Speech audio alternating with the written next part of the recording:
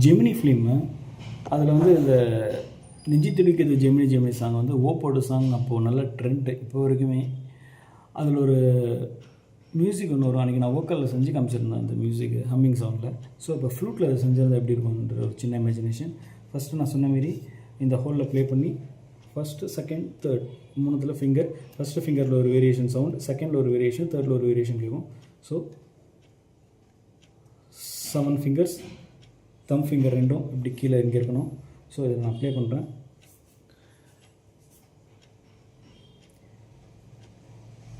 அதோடய மியூசிக் எப்படி இருக்குன்னா,